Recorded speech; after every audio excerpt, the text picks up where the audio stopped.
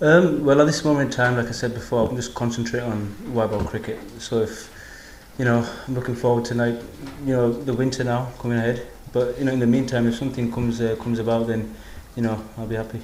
We started poorly, but I think as the series has gone on, we have improved.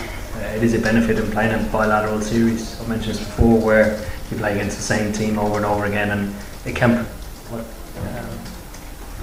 present different challenges, but you play against the same team, so that constant improvement has been brilliant since Trent Bridge. And then again today, I thought it was clinical.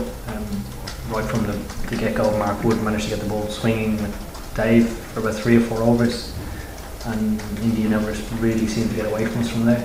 Definitely most satisfying. Obviously Virat Kohli is one of the best players in the world, but it's one of those deliveries that he just comes out your hand nice, and he pitches on the leg and hits off. So it'd be nice to bowl that every time, but it's not possible. But it came out nicely then.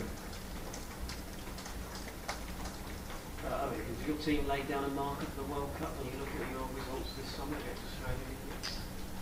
I don't think so. I think the challenge from here on in is trying to stay on top of our game, and sort of like the first game presented to us at Trent Bridge, come up with different challenges and try and be better at, I suppose, dealing with them from the start, as opposed to making big mistakes and then improving on them as we go along.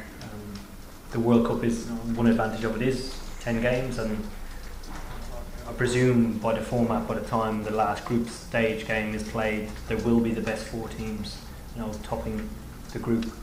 So there's enough cricket to make up, but one of the disadvantages is that you play a different team every time, and that's hard to replicate. So Sri Lanka and the West Indies will do our best to try and do that.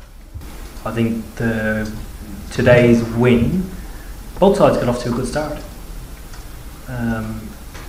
In their 32, you were at 70. Yeah, you take 3 overs of swing, or maybe 4 overs of swing into that, but they still, they're not 3 down, and we're into their middle order. So yeah, and they're good players of spin. Coming up against our spin, you'd expect them to play well from there.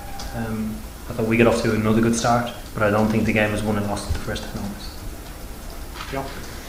Joe's been short time in the middle really until the last couple of games, but obviously encouraging for him to find a bit of form going into the Test series. Yeah, I think extremely encouraging. I suppose the composure he's shown, particularly in the last 2 games, is the Joe route that we know and trust. And he's been outstanding even when he's been low on runs by his standard around the group. He's been the same guy doing the same things, hungry for runs. So hopefully that continues for the rest of the summer. It's difficult to say because we've guys that are, I suppose, halfway through their career that have huge potential, that could be as good as Joe or even better, or have more contributions. If it's not the World Cup next year, it'll be the next World Cup.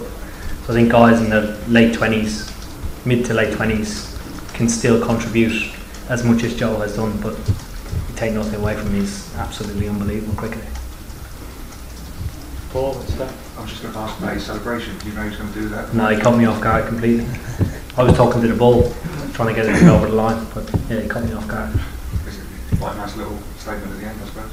No, he's very fool of himself. Yeah.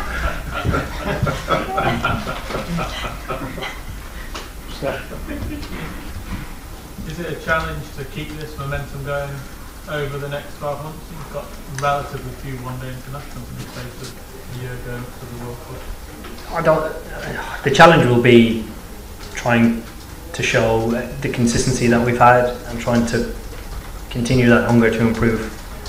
The cricket we have leading into the World Cup is actually a lot. 5 one-days, 1 T20 against Pakistan, off the back of the tour, the West Indies, IPL in between, and there's a 1-day international against Ireland. Then we've 2 warm-up games into the World Cup, so that's a lot of cricket.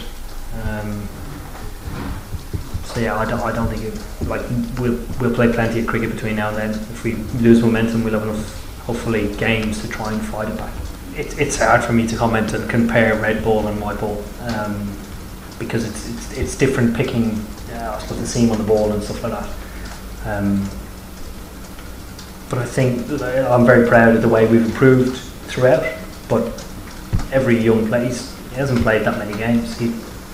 I'm sure he'll come back with something different. If you look at Adil's career, he's been at the top of his game for the last few years, but he's made unbelievable changes, sort of fraction changes to his deliveries, variations, reads the game well. And I'm sure India have a lot of spinners, but I'm sure whoever is next in line is keeping sort of him in place to try and come up with something different. Going to every game, every ground wicket, you got to adjust. I'm not really, probably didn't get a big score on the board. So when they played the game, they got away from us. But then at Lords, I thought the pitch helped the spinners as well there. So you've got to find the right pace and whatever. So and here again, first is you got to stick to your strengths and then quickly adapt to finding the right pace for the pitch. And for me, is bowling my variations and being confident in that. And like I said, with me, I've always looked to stick to my strengths, and that's my strength.